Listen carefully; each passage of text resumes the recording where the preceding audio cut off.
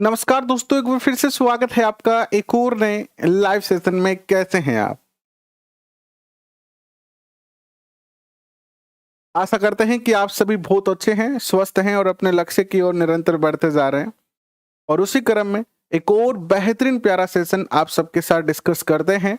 और आपके रीट मुख्य परीक्षा के लिए जो पॉलिटी का पार्ट है, उसकी हम चर्चा कर रहे हैं। और उसी क्रम में हम चर्चा कर रहे हैं कार्यपालिका, विधायिका और न्यायपालिका की, जिसमें हमने विधायिका लास्ट सेशन में पढ़ लिया है। आज चर्चा करेंगे कार्यपालिका की, कल करेंगे न्यायपालिका की चर्चा, फिर ये यूनिट अपना पूरा हो जाएगा। तो सबसे पहले आप सबका हृदय की गहराई से एक बार फिर से बहुत बहुत स्वागत, अभिनंदन। जय श्री राम, राधे राधे। कैसे हैं आप? सूर्य प्रकाश जी, आयुष वर्मा, मनोज भाई, प्रदीप यादव, गणपति कैसे हैं आप? अनिल राठौर कैसे हैं आप? जया सैनी कैसे हैं? सुनील गुर्जर कैसे हैं? रेखा बिश्नोई कैसे हैं? रौनक कैसे हैं आप? और इस सेशन को देखने वाले हमारे सभी परिवार के सदस्य जो इस चैनल के सब्सक्राइबर हैं उनका, और जो अभी तक इस चैनल को सब्सक्राइब नहीं किया है उनका भी बहुत बहुत स्वागत और अभिनंदन है। प्रदीप यादव कह रहे हैं कि रीट का रिजल्ट कब तक आ रहा है, कोई आइडिया? इसी सप्ताह में, यानी नए जो वीक है, न्यू वीक, आज तो सैटरडे संडे है, तो ये 5-7 दिन जो है ना, आज 24 तारीख तो हो गई और 6 दिन और बचे हैं इस महीने के, तो इसी महीने जो है वो रिजल्ट आ जाएगा। विश्वास कैसे हैं आप? मनन जी कैसे हैं आप?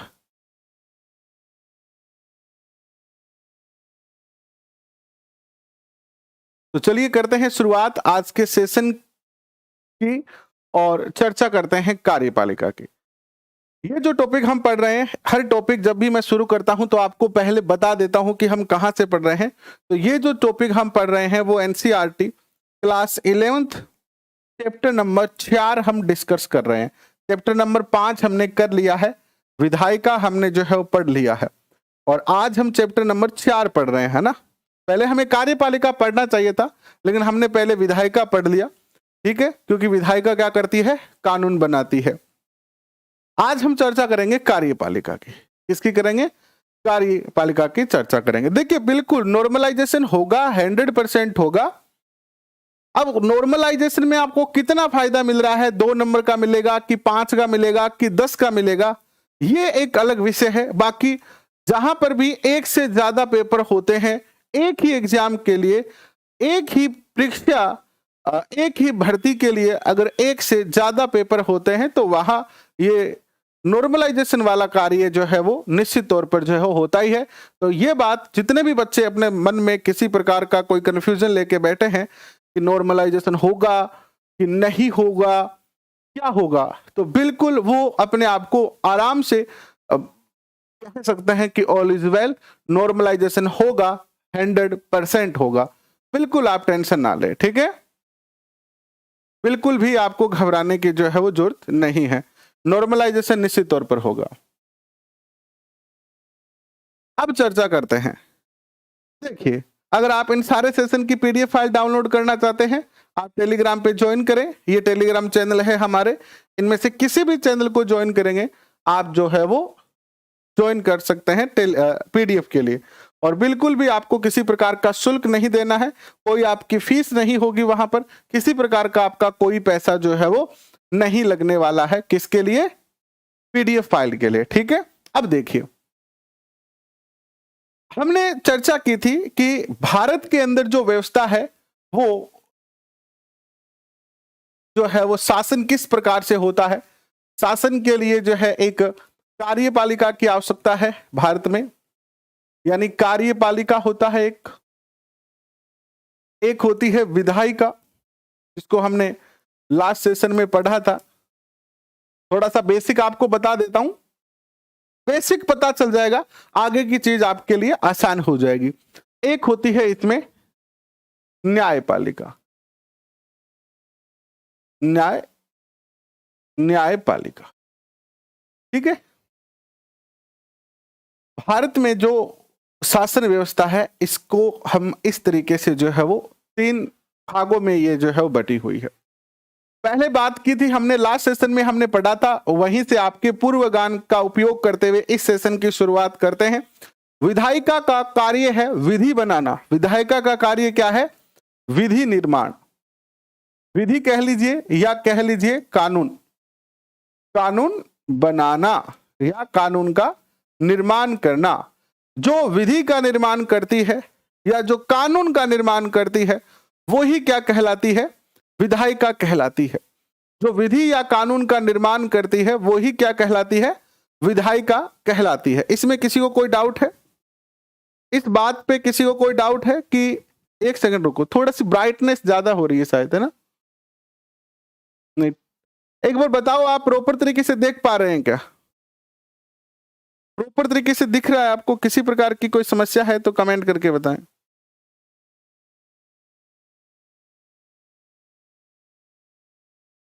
प्रॉपर तरीके से देख पा रहे हैं आप?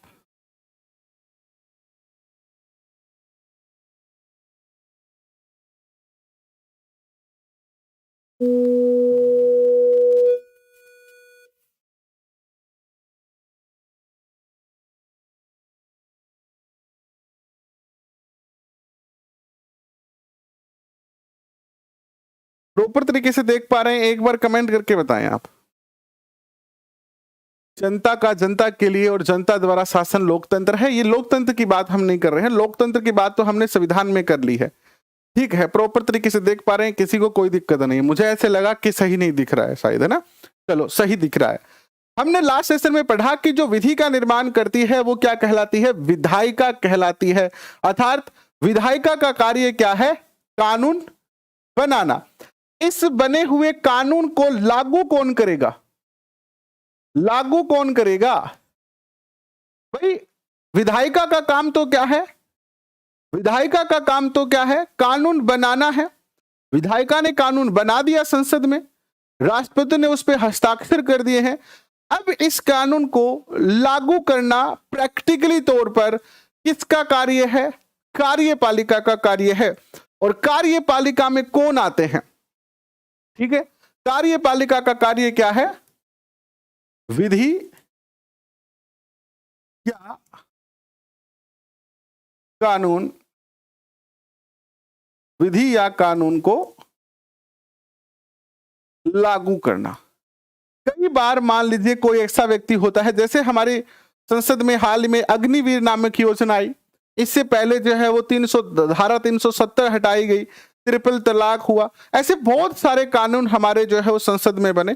कुछ लोगों को कानून पसंद आते हैं, कुछ लोग उसका विरोध करते हैं, कानूनी अड़चन डालते हैं। देखो, विरोध कर सकते हैं, हमारे संविधान ने ये हमें स्वतंत्रता दी है कि हम किसी कानून का विरोध कर सकते हैं, लेकिन एक सिस्टमेटिक ढंग से। अगर मान लीजिए कोई ऐसा कानून है जिसको लागू करने में कोई कानूनी बाधा आ रही है, जैसे किसी ने अपने बाजार में किसी की दुकान है और उसने दुकान के आगे अतिक्रमण कर रखा है और वो कहता है कि कुंड अठास के मेरो अतिक्रमण, मैं तो यही अतिक्रमण रखूंगा। तो ये क्या है? सरकार का कार्य क्या है? नगर पालिका का कार्य क्या है? कि शहरी क्षेत्र में अतिक्रमण को रोकना। तो अगर वो व्यक्ति नहीं मानेगा, यानी कानून ये है कि आप अतिक्रमण नहीं करेंगे, लेकिन कोई मेरे जैसा जिद्दी व्यक्ति है, वो ये कह रहा है कि हम अतिक्रमण करेंगे, तो सरकार क्या करेगी? बुलडोजर भेजेगी और वो तोड़ा देगी। और अगर मैं ज्यादा नूनक्कड़ करूंगा, यानी मैं ज्यादा नाटक करूंगा, तो मुझे पकड़ के जेल में ठोक देंगे। वो इसको 2 दिन जेल में रखो, तब तक अतिक्रमण हटा दो। अर्थ क्या है? विधायिका का कार्य है विधि या कानून बनाना, कार्यपालिका का कार्य है इसको लागू करना। और इसको लागू करने में अगर कोई बाधा आ रही है तो इस बाधा को हटाना या न्याय के अकॉर्डिंग कार्य करवाना, यह कार्य किसका है? न्यायपालिका का है, यानी न्याय करना। अब देखो, ये तीनों एक दूसरे के ऊपर क्या है? आश्रित हैं। भारत के संविधान में कैसा सिस्टम तैयार किया है कि तीनों स्वतंत्र डिसीजन नहीं ले सकते हैं। विधायिका जो कानून बनाएगी, विधायिका कानून बना रही है, लेकिन मान लीजिए विधायिका ने बनाया कौन सा कानून? किसान बिल बनाया। बनाया कि नहीं बनाया संसद में किसान बिल? किसानों को पसंद नहीं आया, किसानों ने विरोध किया, लंबे समय तक विरोध किया, न्यायपालिका में भी गए, अंततः सरकार को वापस लेना पड़ा। ऐसे बहुत सारे कानून बने हैं भारत के संसद में जिनको न्यायपालिका ने क्या कर दिया है, ध्वस्त कर दिया है। न्यायपालिका ने कह दिया कि ये कानून संविधान के अकॉर्डिंग नहीं है, इसको खत्म करो। यानी ये तीनों एक दूसरे के साथ मिलकर कार्य करते हैं, तीनों को अधिकार है एक दूसरे पर नियंत्रण रखने का भी। तो इस तरीके का ये सिस्टम है। आज हम मुख्य तौर पर किसकी बात करेंगे, कार्यपालिका की बात करेंगे। और कार्यपालिका भारत में चूंकि हमारे यहां द्विसदनात्मक व्यवस्था है, तो यहां पर सत्ता का विकेंद्रीकरण है। तो एक तो होती है केंद्र सरकार पर कार्यपालिका, है ना, केंद्र सरकार पर कार्यपालिका होती है, केंद्र स्तर पर होती है, और दूसरी होती है राज्य स्तर पर कार्यपालिका। जो केंद्र स्तर पर कार्यपालिका होती है उसमें कौन कौन आते हैं, इसमें एक तो आते हैं आपके राष्ट्रपति। कौन आते हैं, राष्ट्रपति आते हैं। इसमें आपके आते हैं उपराष्ट्रपति। कौन आते हैं, उपराष्ट्रपति। इसमें आपके आते हैं प्रधानमंत्री। कौन आते हैं, प्रधानमंत्री आते हैं। इसी में आपका आता है मंत्रिमंडल। कौन आता है, मंत्रिमंडल, जो भी आपके मंत्री परिषद कह लीजिए इसको, या मंत्रिमंडल कह लीजिए, मंत्री परिषद कह देते हैं, या मंत्रिमंडल भी कह सकते हो आप इसके, जिसमें सारे मंत्री आ जाएंगे। इसके बाद राज्य स्तर पर, इसके बाद केंद्र स्तर पर एक और आता है, कौन आता है बताओ, तीसरे स्तर पर कौन आएगा, तीसरे स्तर पर आएगा स्थायी कर्मचारी। जैसे यूपीएससी के द्वारा चयनित आईएएस अधिकारी है ना, प्रशासनिक सेवा के अधिकारी, ऐसे कहते हैं हम इसको, प्रशासनिक सेवा के अधिकारी। प्रशासनिक सेवा के जो अधिकारी हैं ये भी किस में आते हैं, भारत की कार्यपालिका में आते हैं। गुरुजी इतनो ये ओ लफड़ो बताओ मार तो कौन समझ में आवे, ओ थाने चीजा बतानी ए खातर आवश्यक है कि अधीनस्थ बोर्ड पेपर कराओगे। अधीनस्थ बोर्ड आपसे क्वेश्चन पूछे जाएगा, बहुत सरल क्वेश्चन पूछ रहा है। अधीनस्थ बोर्ड के लिए तो एकदम सरल क्वेश्चन है कि चलो टाबर मास्टर बनना रहा है, और बार ने एक चोखो क्वेश्चन पूछा, और उन्होंने आपसे पूछा कि बताइए कार्यपालिका में निम्नलिखित में से क्या शामिल नहीं है। केंद्र सरकार की कार्यपालिका में, यह क्वेश्चन ऐसे भी पूछा जा सकता है कि राज्य सरकार की कार्यपालिका में निम्नलिखित में से क्या सम्मिलित है। ऑप्शन आएगा आपका, या निम्नलिखित में से क्या सम्मिलित नहीं है, राष्ट्रपति, प्रधानमंत्री, आईएएस अधिकारी, उपरोक्त में से कोई नहीं, या उपरोक्त में से सभी। तो याद रखना, प्रधानमंत्री, राष्ट्रपति, उपराष्ट्रपति, मंत्री परिषद जिसमें कैबिनेट मंत्री वगैरह सब आ जाएंगे, प्रशासनिक सेवा के अधिकारी, पुलिस सेवा के अधिकारी, ये भी इसी में आएंगे। ठीक है, ये सब इसमें जो है वो आप आएंगे। इसी प्रकार राज्य के अंदर भी व्यवस्था की गई है कार्यपालिका की। राज्य की कार्यपालिका में कौन कौन आएंगे जी, राज्य की कार्यपालिका में कौन कौन आएंगे, तो राज्य की कार्यपालिका में आएंगे आपके राज्यपाल। हमारे यहां उपराज्यपाल की तो कोई व्यवस्था है नहीं, तो राज्यपाल आएंगे, और आएंगे मुख्यमंत्री। मुख्यमंत्री के साथ फिर मंत्री परिषद भी आएगी उनकी, तो मंत्रिमंडल, मंत्रिमंडल कह लीजिए या मंत्री परिषद कह लीजिए, एक ही बात है। और यहां पर भी जो है वो प्रशासनिक, राज्य प्रशासनिक सेवा के अधिकारी, है ना, प्रशासनिक सेवा के अधिकारी,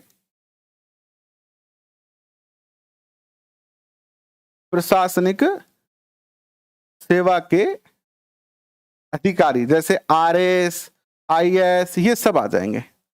अब एक और क्वेश्चन यहां से बनता है, क्वेश्चन पूछा जाएगा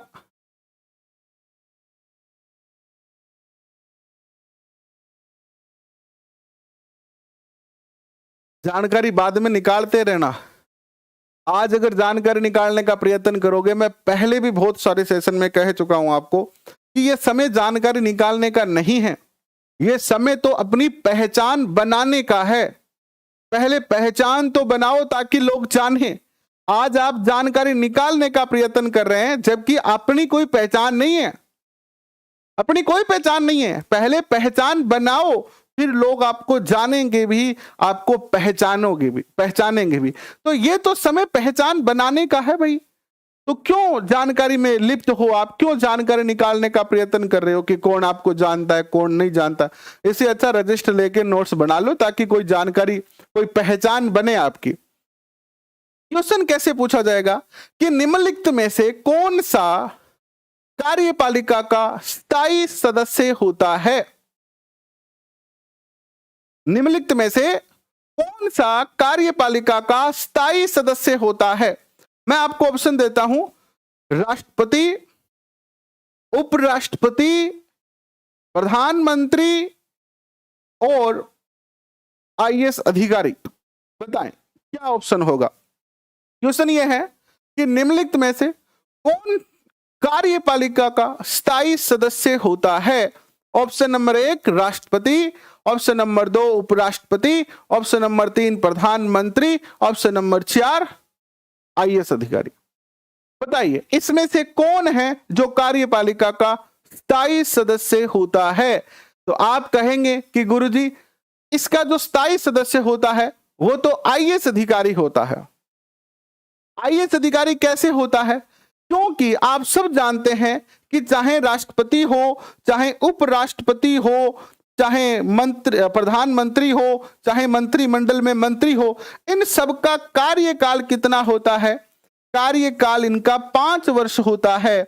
यानी ये एक तरीके से हम ये कह सकते हैं कि ये जो दोनों पार्टी है ये क्या है? अस्थायी है। क्या है ये? अस्थायी है, ये स्थायी नहीं है। प्रधानमंत्री भी स्थायी नहीं है, राष्ट्रपति भी स्थायी नहीं है, मंत्री भी स्थायी नहीं है। तो हम कह सकते हैं कि नहीं कह सकते कि ये जो है वो क्या है? कार्यपालिका की अस्थायी सदस्य हैं। कार्यपालिका के अस्थायी सदस्य हैं। तो फिर कार्यपालिका के स्थायी सदस्य कौन होंगे? स्थायी सदस्य होंगे आपके ये प्रशासनिक सेवा के अधिकारी, क्योंकि इनका जो कार्यकाल होता है वो 60 से लेकर जो है वो 65 वर्ष तक का होता है। 60 से 65 वर्ष तक ये जो है वो क्या करते हैं? कार्य करते हैं। एक बार आप जॉब लग गए तो आप कम से कम 60 साल तक तो काम करोगे ही। वो एक अलग बात है कि आपने कुछ अनैतिकता कर दी है या कुछ ऐसे कार्य कर दिए हैं जिससे कि सरकार आपको बीच में निकाल दे, वो तो एक बात अलग है। बाकी आप 60 साल तक तो काम करोगे ही करोगे, है ना? करोगे कि नहीं करोगे? तो ये है आपकी कार्यपालिका का स्वरूप। तो इसमें हम आज क्या क्या पढ़ेंगे? इसमें हम आज राष्ट्रपति को पढ़ेंगे, उपराष्ट्रपति को पढ़ेंगे, प्रधानमंत्री को पढ़ेंगे, मंत्रिपरिषद का सामान्य परिचय लेंगे, प्रशासनिक सेवा का पढ़ेंगे। ठीक है, बस ये टॉपिक अपना इतना ही है। हालांकि इसमें अगर डीपली जाते हैं, हम और ज्यादा गहराई पे जाते हैं, तो हमें राष्ट्रपति, उपराष्ट्रपति इनको सेपरेट पढ़ना चाहिए।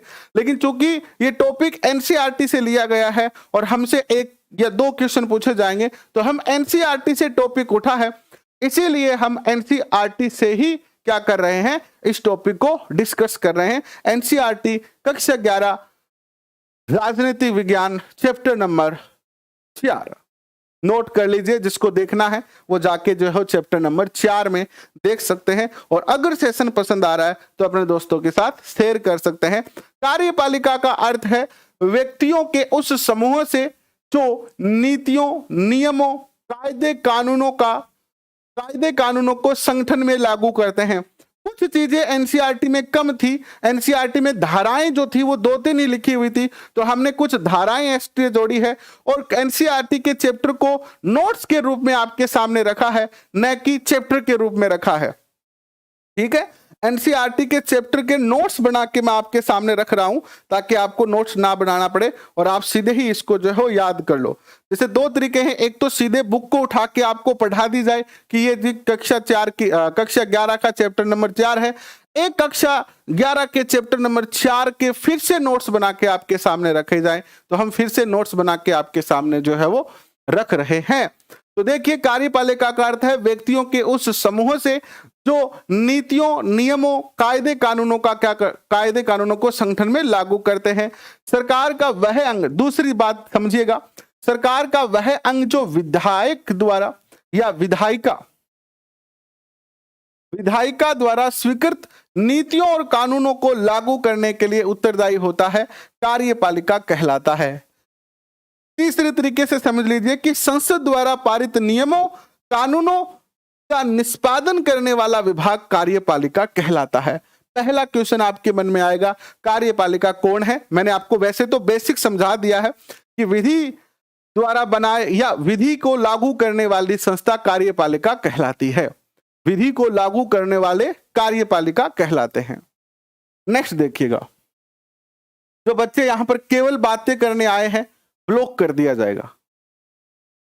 फिर आप गुस्से होना, चाहे हंसना, चाहे आप खिलखिलाना, ब्लॉक कर दिया जाएगा हमेशा के लिए जो केवल बातें करने आए हैं। कार्यपालिका के कार्य क्या हैं? सरकार की नीतियों को लागू करना, विधायी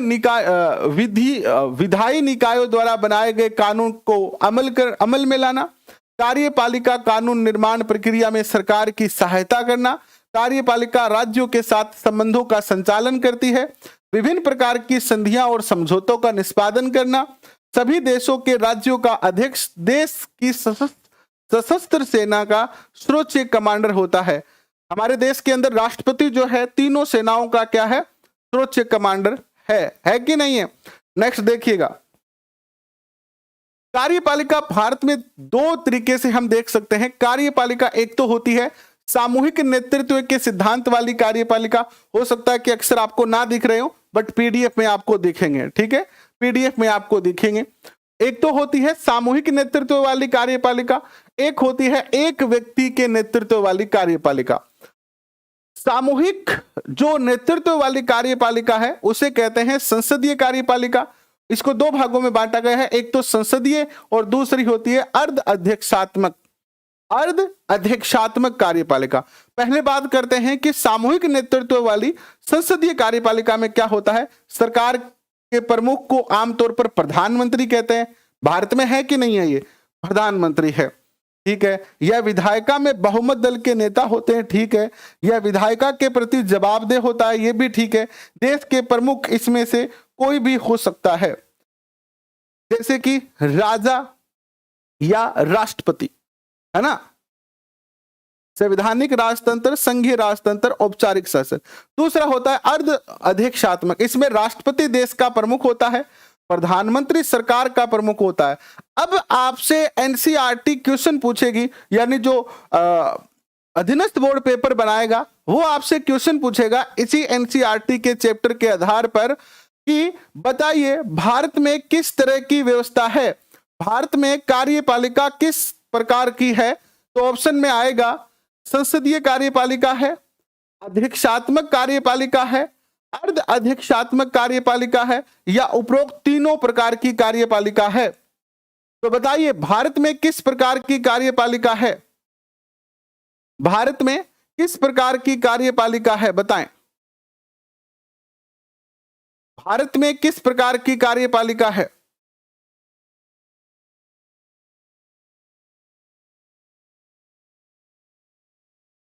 भारत में किस प्रकार की कार्यपालिका है? कमेंट करके जल्दी से बताएं।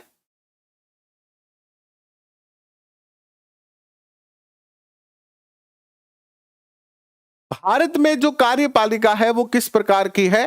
भारत में जो कार्यपालिका है वो अर्ध अध्यक्षात्मक कार्यपालिका है। याद रखना, भारत में जो कार्यपालिका है वो कार्यपालिका का रूप क्या है?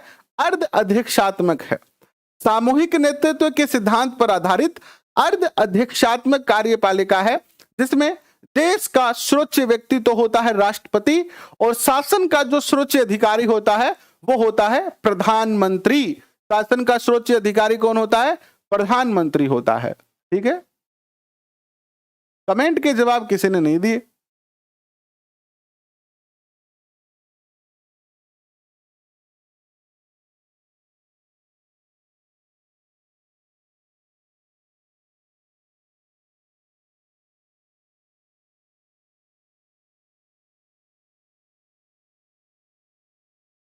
क्वेश्चन पूछा, उसका जवाब तो एक बच्चे ने दिया है, अशोक कश्यप ने सभी कह के छोड़ दिया, बाकी किसी ने जवाब नहीं दिया। चलो कोई बात नहीं, आपकी मर्जी है। देखो अर्ध अध्यक्षात्मक में एक राष्ट्रपति होता है, एक होता है प्रधानमंत्री, ठीक है, और प्रधानमंत्री मंत्रिपरिषद विधायिका के प्रति क्या होती है, जवाबदेही होती है। एक व्यक्ति में क्या होता है, एक व्यक्ति में राष्ट्रपति होता है, ठीक है, और वो ही पूरे जो है वो राष्ट्र का और शासन का क्या होता है, अध्यक्ष होता है, ठीक है। नेक्स्ट देखिएगा सामूहिक, इसको थोड़ा डिटेल में, जिनको बच्चों को नहीं दिख रहा था ना इस पिक्चर में, वो मैंने डिटेल में लिख दिया है। देखिए, पहली होती है सामूहिक नेतृत्व के सिद्धांत पर आधारित प्रणाली, तो और दूसरी होती है एक व्यक्ति के नेतृत्व के सिद्धांत पर आधारित प्रणाली। जिसमें सामूहिक नेतृत्व वाली होती है उसमें तो कई जो है वो शासन जो है वो कई पदों के बीच में जो है वो क्या होता है, विकेंद्रीकृत होता है। और जहां एक व्यक्ति नेतृत्व सिद्धांत होता है उसमें एक ही व्यक्ति होता है। जैसे अमेरिका के अंदर राष्ट्रपति है तो राष्ट्रपति ही वहां पर सर्वोच्च है, उससे ऊपर कोई अधिकारी नहीं है। जबकि भारत में शासन का जो सर्वोच्च अधिकारी है वो प्रधानमंत्री है और देश का जो सर्वोच्च अधिकारी है वो राष्ट्रपति है। यानी दो यहां पर व्यक्ति है, यानी यहां पर क्या है, सामूहिक नेतृत्व सिद्धांत है। सामूहिक नेतृत्व सिद्धांत को फिर दो भागों में बांटा जाएगा, संसदीय प्रणाली में बांटा जाएगा और अर्ध अध्यक्षात्मक प्रणाली में बांटा गया है। जबकि इसको केवल जो है वो इसमें एक ही होता है, अध्यक्षात्मक प्रणाली ही होती है। अब हम सबसे पहले पढ़ते हैं संसदीय शासन प्रणाली क्या होती है। कार्यपालिका विधायिका के प्रति उत्तरदायी होती है। कार्यपालिका जो होती है उसकी लायबिलिटी किसके प्रति होती है, विधायिका के प्रति होती है। इस प्रणाली में राज्य का मुखिया राष्ट्रपति तथा सरकार का मुखिया प्रधानमंत्री अलग अलग व्यक्ति होते हैं।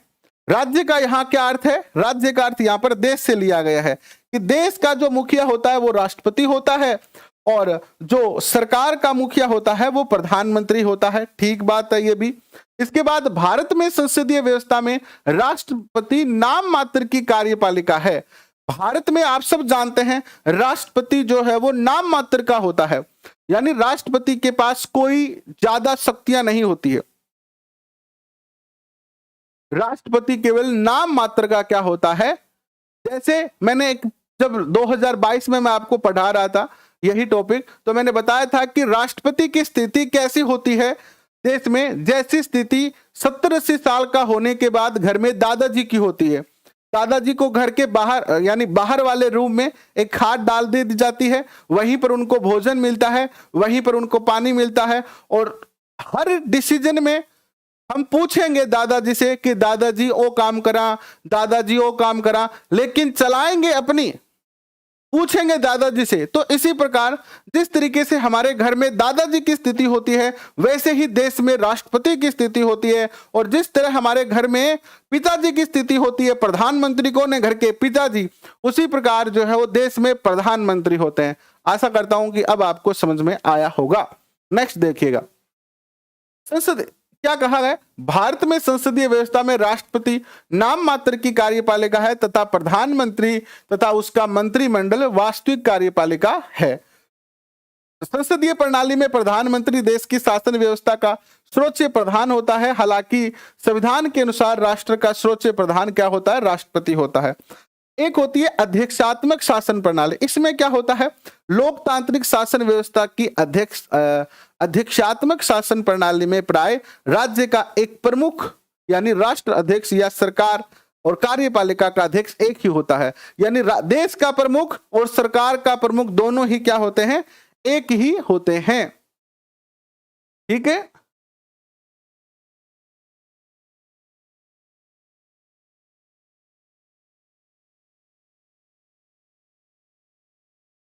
नेक्स्ट देखिएगा,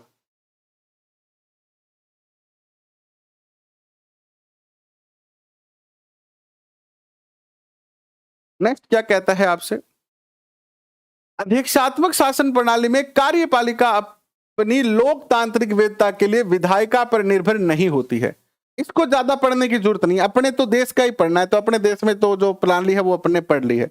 लेकिन जो एक अध्यक्ष वाला सिस्टम है उसमें एक ही व्यक्ति होता है और उसकी विधायिका के ऊपर जो है ज्यादा क्या नहीं होती है, निर्भरता नहीं होती है, वो डिसीजन खुद लेता है। इस प्रणाली में राष्ट्रपति वास्तविक कार्यपालिका का क्या होता है, प्रमुख होता है। ठीक है, नेक्स्ट देखिएगा, अर्ध अध्यक्षात्मक शासन प्रणाली में क्या होता है। अर्ध अध्यक्षात्मक शासन प्रणाली में राष्ट्रपति और प्रधानमंत्री दोनों होते हैं, परंतु संसदीय शासन प्रणाली के विपरीत इसमें राष्ट्रपति को दैनिक कार्य के निष्पादन में महत्वपूर्ण शक्तियां प्राप्त होती है। इस व्यवस्था में कभी कभी राष्ट्रपति और प्रधानमंत्री दोनों एक ही दल के हो सकते हैं, परंतु जब कभी वह दोनों भिन्न भिन्न दलों के होते हैं तो उनमें आपस में विरोध हो सकता है, जो स्वाभाविक है। फ्रांस, रूस, श्रीलंका जैसे देशों में क्या है, अर्ध अध्यक्षात्मक शासन प्रणाली है। कैसी शासन प्रणाली है? अर्ध अध्यक्षात्मक शासन प्रणाली लागू है। ठीक है। भारत में कैसी है? भारत का राष्ट्रपति, भारत के राष्ट्रपति की संवैधानिक स्थिति कैसी होती है? भारत के, यहां पर हमने एक गलती कर दी है शायद। भारत में जो शासन प्रणाली है वो संसदीय शासन प्रणाली है। यहां पर हमने एक छोटी सी गलती कर दी है, इसके लिए खेद प्रकट करते हैं। जो बच्चे दोबारा देखेंगे उनको दिक्कत ना आए, इसलिए भारत में जो शासन प्रणाली है वो कैसी है? भारत की शासन प्रणाली संसदीय है। आपने भी ध्यान से सुना नहीं क्योंकि आप तो बातें करने में लगे हुए थे। तो भारत में जो शासन प्रणाली है वो कैसी है? सॉरी, इसके लिए संसदीय शासन प्रणाली है। ठीक है, खेद प्रकट करते हैं। नेक्स्ट देखिएगा। ये तो हमने देख ली कि शासन प्रणाली की चर्चा कर ली। अब हम थोड़ी सी चर्चा करते हैं राष्ट्रपति के बारे में, थोड़ी सी चर्चा करते हैं उपराष्ट्रपति के बारे में, थोड़ी सी चर्चा करते हैं प्रधानमंत्री के बारे में, और फिर थोड़ी सी चर्चा करते हैं प्रशासनिक अधिकारियों के बारे में। फिर ये अपना टॉपिक जो है वो पूरा हो जाएगा। ठीक है। अब देखिए, सबसे पहले भारत के राष्ट्रपति की बात करते हैं। राष्ट्रपति की वैधानिक स्थिति कैसी होती है इसकी चर्चा करते हैं। राष्ट्रपति भारत का प्रथम नागरिक होता है। आप सबको पता है, बचपन से पढ़ते आ रहे हैं। देश का संविधान प्रधान होता है, यानी संवैधानिक तौर पर देश का जो प्रधान है वो कौन होता है? संवैधानिक तौर पर या सैद्धांतिक तौर पर भी कह सकते हो आप, सैद्धांतिक तौर पर देश का प्रधान राष्ट्रपति होता है। भारतीय संघ की कार्यपालिका की शक्ति राष्ट्रपति में ही निहित होती है। जो कार्यपालिका है उसकी सारी शक्तियां जो है वो किस में निहित होती है? राष्ट्रपति में ही निहित होती है। ठीक है। इसके बाद देखिएगा,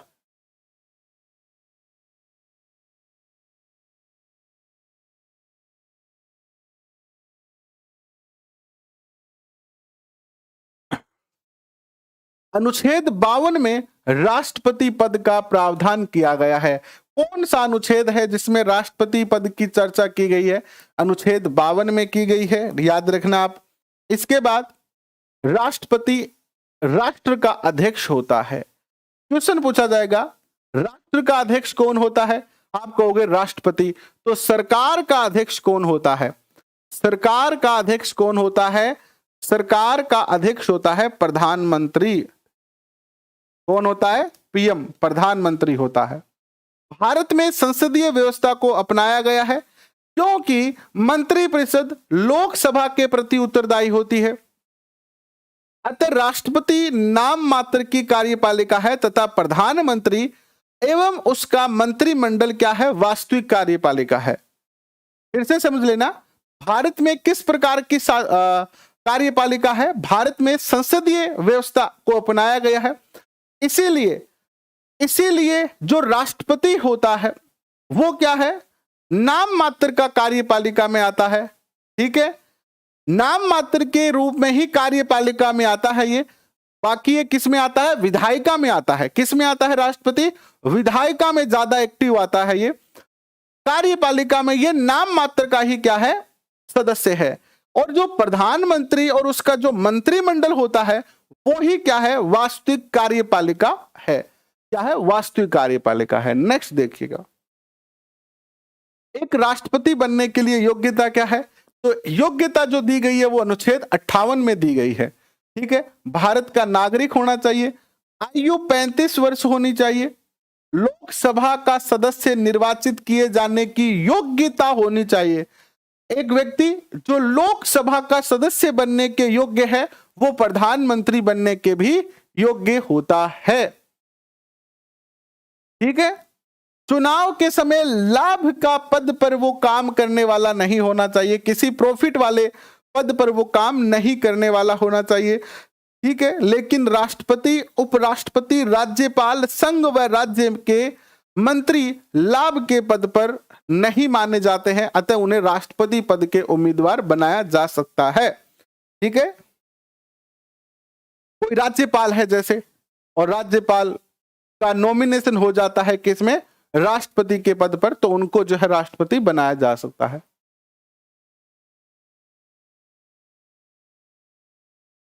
नेक्स्ट देखिएगा,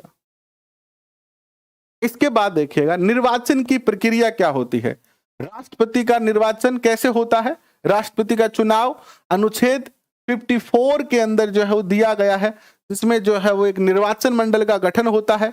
राष्ट्रपति के लिए जो है कम से कम 50 सदस्य उसके नाम का क्या करे, प्रस्तावक हो, और 50 सदस्य उसके नाम के क्या हो, अनुमोदक हो। जैसे 50 व्यक्ति ऐसे होने चाहिए जो ये कहे कि आपको राष्ट्रपति बनना चाहिए, आपके नाम को प्रस्तावित करे और आपके नाम का अनुमोदन करे। 50-50 सदस्य ऐसे होने चाहिए। इसके बाद देखिएगा, भारत के राष्ट्रपति का चुनाव में लोकसभा, राज्यसभा तथा राज्यों की विधानसभाओं के केवल निर्वाचित सदस्य ही जो है वो शामिल होते हैं।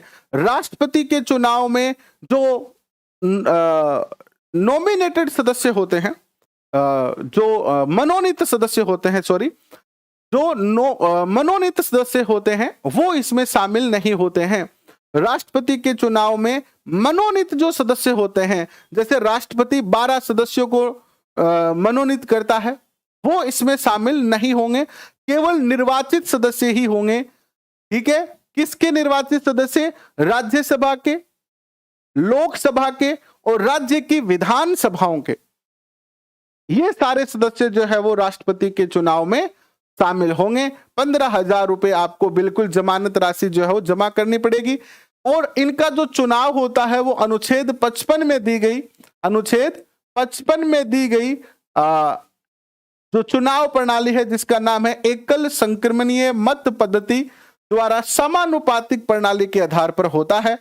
अब देखिए, जमानत राशि चाहो तो लिखना, चाहो तो लिख लीजिए।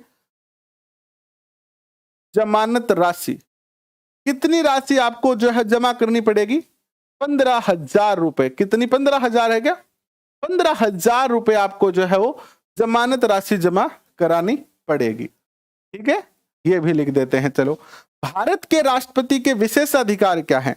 राष्ट्रपति के पास पहला अधिकार है क्षमा दान का, यानी राष्ट्रपति चाहे तो किसी ऐसे व्यक्ति को जिसको फांसी की सजा हो चुकी है, या ऐसा व्यक्ति जिसको उम्र कैद हो चुकी है, ऐसे व्यक्ति को राष्ट्रपति जो है वो चाहे तो, जैसे मान लीजिए किसी को फांसी की सजा हुई है तो राष्ट्रपति उसे उम्र कैद में बदल सकता है, और राष्ट्रपति चाहे तो उसको जो है वो क्षमा दान भी दे सकता है, उसे माफ कर सकता है। वो देखा जाएगा कि अपराधी का अपराध कैसा है, ये राष्ट्रपति जो है वो कर सकता है। भारतीय संविधान के अनुच्छेद 72 के तहत राष्ट्रपति को किसी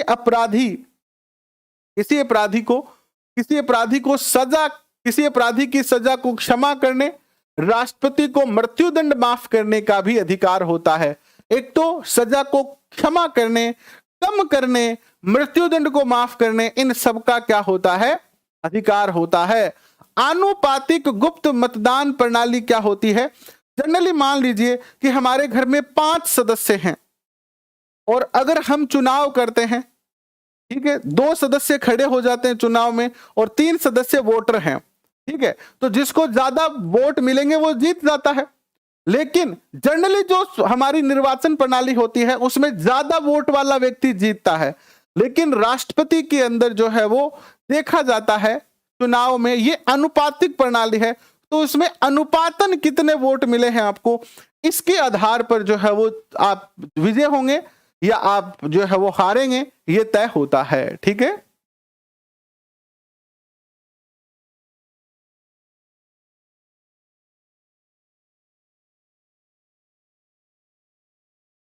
परिवार कल्याण किस सूची में आता है, रीट में पूछा था, ये क्वेश्चन कहां से आया है।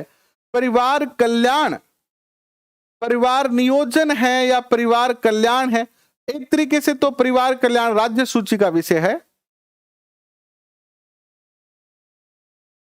परिवार कल्याण जो है वो राज्य सूची का विषय है। फिर भी और मैं थोड़ा इसको चेक करता हूं और आपको बताता हूं। परिवार कल्याण जो है वो किस सूची का विषय है, तो ये 11वीं अनुसूची का विषय है। ठीक है, 11वीं अनुसूची जो संविधान की 11वीं अनुसूची है, इसका विषय है परिवार कल्याण। ठीक है, 11वीं अनुसूची का विषय है।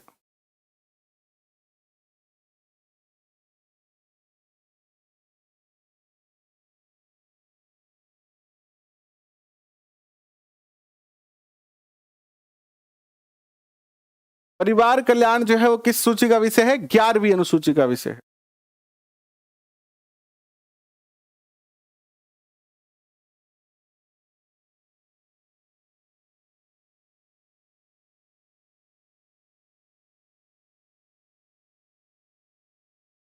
और ये समवर्ती सूची के विषय में शामिल होता है। ठीक है, देखो केंद्र सरकार का भी लोगों का कल्याण करना कार्य है और राज्य सरकारों का भी लोगों का कल्याण करना कार्य है। तो ये समवर्ती सूची का तो क्या है, पार्ट है, समवर्ती सूची में आएगा संविधान की 11वीं अनुसूची में। ठीक है, ठीक है, काफी देर हो गई आपको कमेंट करते हुए। ये सारे क्वेश्चन ऐसे हैं, आपको पढ़ना पड़ेगा, डीप पढ़ना पड़ेगा, जब भी आएंगे आपको। किस एग्जाम में, रीट में पूछा गया था क्या, कौन से पेपर में पूछा गया था रीट के? राष्ट्रपति की सैन्य शक्तियां भी है। राष्ट्रपति जो है वो तीनों सेनाओं का सर्वोच्च कमांडर होता है। राष्ट्रपति को युद्ध और शांति की घोषणा करने तथा सैन्य बलों का विस्तार करने का आदेश होता है, यानी शक्ति होती है उनके पास। यानी राष्ट्रपति चाहे तो किसी देश के साथ युद्ध कर सकता है, कोई युद्ध चल रहा हो तो उसको रोक सकता है, राष्ट्रपति चाहे तो सेना को और बढ़ा सकता है, ये सारे कार्य जो है वो कर सकता है। ठीक है, इसके बाद राष्ट्रपति की आपातकालीन शक्तियां, अनुच्छेद 352 के तहत राष्ट्रपति की आपातकालीन शक्तियां कौन सी है? अब देखो आपका जो एनसीईआरटी था उसमें तो क्या था कि इतना ही लिखा हुआ था कि राष्ट्रपति के पास जो है वो आपातकालीन शक्तियां होती है। हमने थोड़ा सा इसको और विस्तृत करके आपको बताया है। ठीक है, थोड़ा सा इसको और विस्तृत करके बताया है। ठीक है, और हमने आपको बताया है कि इसके अनुच्छेद 352 के अनुसार जो है वो राष्ट्रपति क्या कर सकता है, युद्ध या बाहरी आक्रमण, युद्ध बाहरी आक्रमण या सशस्त्र विद्रोह की स्थिति में जो है वो क्या कर सकता है, आपातकाल लागू कर सकता है। दूसरा, ये जो आपातकाल है यह अवधि 1 माह के पश्चात संसद में अनुमोदित ना हो तो ऐसी स्थिति में यह स्वतः समाप्त हो जाएगा। यानी राष्ट्रपति एक अध्यादेश जारी करके अगर उसको बाहरी आक्रमण की स्थिति है या देश के अंदर ही सशस्त्र विद्रोह हो गया है तो ऐसी स्थिति में राष्ट्रपति जो है वो आपातकाल घोषित कर सकता है। लेकिन आपातकाल घोषित होने के 1 माह के भीतर संसद को इसे क्या करना पड़ता है, अनुमोदित करना पड़ता है, अपनी स्वीकृति देनी पड़ती है। अगर संसद 1 महीने में इसको स्वीकृति नहीं देती है तो आपातकाल क्या हो जाएगा, समाप्त हो जाएगा। दूसरी बात, इस तरीके की घोषणा में संसद जो है वो 2/3 बहुमत से जो है वो पास होना चाहिए। ये आपातकाल का विधेयक कितना, 2/3। 352 की बात की है, 352 में युद्ध आक्रमण के समय, युद्ध या बाहरी आक्रमण यानी युद्ध और अंदर ही सशस्त्र विद्रोह हो जाए। सशस्त्र विद्रोह क्या हो कि देश की जनता जो है हथियार लेके निकल जाए, अंदर ही अंदर आंतरिक जो है वो क्या हो जाए, विद्रोह हो जाए, सेना विद्रोह कर दे या लोग कर दे, है ना, ऐसी कंडीशन में। दूसरा आता है अनुच्छेद 356। धारा 356 जो है ये कहती है कि राज्य सरकार संवैधानिक नियमों के अनुरूप कार्य नहीं कर पाती है।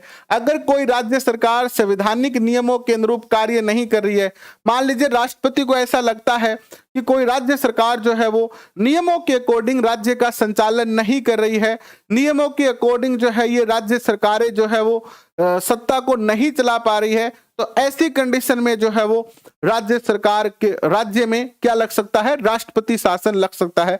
राजस्थान में भी राष्ट्रपति शासन काफी बार लग चुका है। कमेंट करके बताओ कि राजस्थान में कितनी बार राष्ट्रपति शासन लगा है। कमेंट करके बताओ राजस्थान में कितनी बार राष्ट्रपति शासन लगा है। तो दूसरा 356 के तहत, अब देखो ऐसा अगर राष्ट्रपति शासन लगता है राज्य में तो संसद द्वारा जो है इसे 2 माह के भीतर क्या करना पड़ेगा, अनुमोदित करना पड़ेगा। मान लीजिए राष्ट्रपति शासन आज लागू हुआ है किसी राज्य में, किसी राज्य में राष्ट्रपति शासन आज लागू हुआ है, तो आज से अगले 2 महीने के भीतर जो है संसद में इसको पारित करना पड़ेगा। 4 बार लागू हो चुका है, बिल्कुल सही बताया आपने, 4 बार।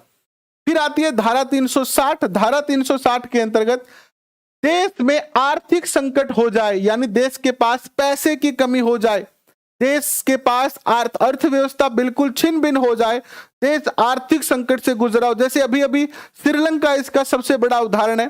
श्रीलंका के अंदर जो आर्थिक क्या हो गया था, संकट आ गया था। तो ऐसी स्थिति में भी वित्तीय आपातकाल घोषित जो है वो कर दिया जाता है।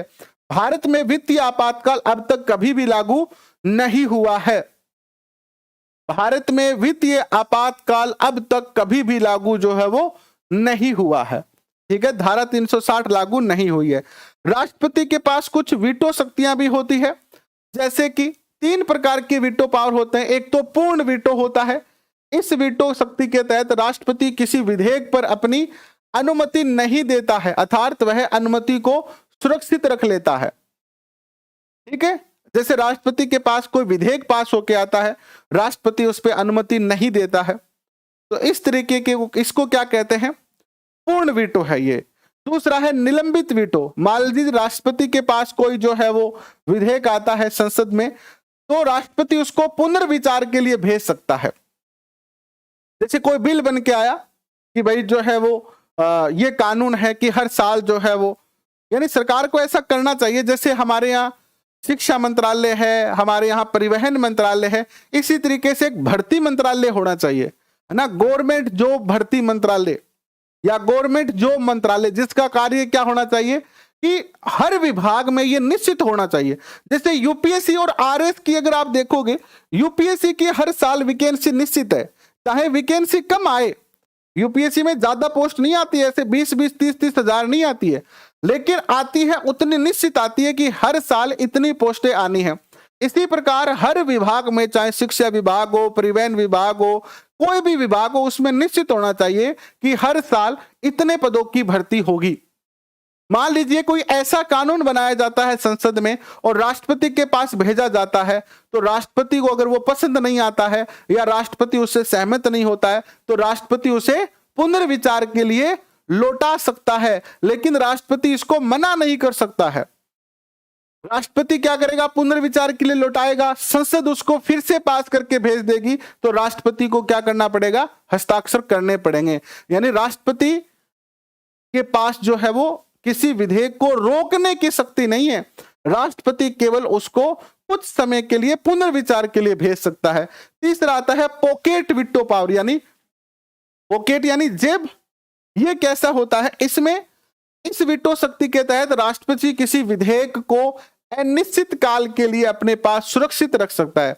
मान लीजिए कि आपने अपने पिताजी से कहा, पिताजी 5,000 रुपये चाहिए, तो पिताजी ने आपको कहा ठीक है बेटा दे दे, लेकिन आपको दिए नहीं, उन्होंने आपको पैसे दिए नहीं और कहा कि दे देगा।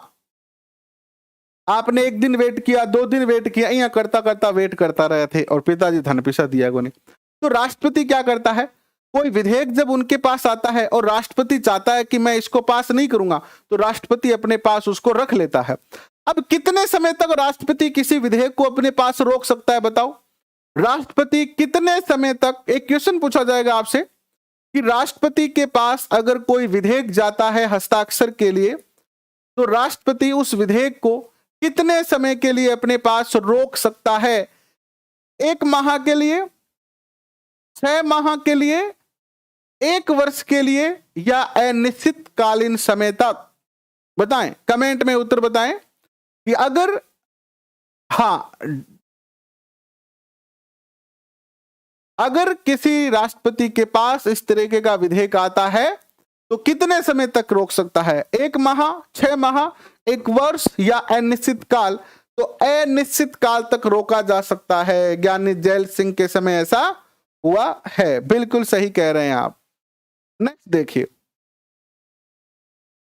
नोट लगा के लिखा है कि विवादास्पद भारतीय डाक संशोधन विधेयक 1986 जो आया था, जो बहुत ज्यादा विवादास्पद था, तो राष्ट्रपति थे उसमें ज्ञानी जैल सिंह। तो उन्होंने जेबी वीटो पावर का प्रयोग करते हुए, भारत में किसी राष्ट्रपति द्वारा जेबी वीटो पावर का यह प्रथम बार प्रयोग हुआ था कि उसने पास भी नहीं किया, यानी उसने यह भी नहीं कहा कि मैं पास नहीं करूंगा, और उसने किया भी नहीं। नहीं 14 दिन नहीं, कोई 14 दिन वाला रूल नहीं है इसमें प्रवीण जी, कोई 14 दिन का रूल नहीं है, ठीक है, कोई 14 दिन का रूल नहीं है इसमें। फिर आता है भारत का उपराष्ट्रपति। भारत का क्या आता है? उपराष्ट्रपति आता है। इसके बाद का जो मैटर है वो कल पढ़ेंगे, ठीक है, कल इसको पूरा करेंगे, कल इसको पूरा करेंगे, प्लस न्यायपालिका की चर्चा करेंगे। आज के लिए बस इतना ही। आशा करता हूं कि आपको ये सेशन जो है वो अच्छा लगा है। आशा करता हूं कि आप जो चीजों को समझ पा रहे हैं, टॉपिक को समझ पाए हैं। फिर भी अगर आपको लगता हो कि आपको कोई चीज समझ में नहीं आई है, तो आप जो है वो हमारे कमेंट बॉक्स में कमेंट लिखिएगा। जो टॉपिक आपको समझ में नहीं आएगा वो टॉपिक फिर से रिवाइज करवा दिया जाएगा, फिर से हम दोबारा क्लास कर लेंगे, बार बार कर लेंगे। जब तक समझ में नहीं आए तब तक आप कमेंट करते रहिएगा। और हर सेशन की पीडीएफ आपको चाहिए तो ये टेलीग्राम चैनल है, इनको ज्वाइन कर लीजिएगा। इस वाले सेशन की पीडीएफ आपको कल मिलेगी, दोनों सेशन की एक साथ ही पीडीएफ मिलेगी। तो अभी के लिए बहुत बहुत धन्यवाद। जो बच्चे नए जुड़े हैं उनको बता देना चाहता हूं कि भूगोल रीट लेवल 1 मुख्य परीक्षा, रीट लेवल 2 मुख्य परीक्षा का भूगोल का सिलेबस पूर्ण करवा दिया है हमने। राजस्थान का भूगोल पूर्ण हो चुका है। अगर आप पहली बार सेशन में आए हैं तो प्लेलिस्ट में जाके देखिएगा। मनोविज्ञान का सिलेबस 90% से ज्यादा हो चुका है, वो भी जाके देखिएगा। एसएसटी की ये क्लासेस चल रही है जिसमें भी जो है वो लगभग जो है वो आपका 40% के करीब जो है वो सिलेबस आपका पूर्ण हो गया है। तो आप ये सारे सेशन देख सकते हैं और अपने सुझाव लिख सकते हैं, जो भी आप हमें और बेहतर करने के लिए देना चाहें। अभी के लिए इतना ही। शुभ रात्रि। Thank you.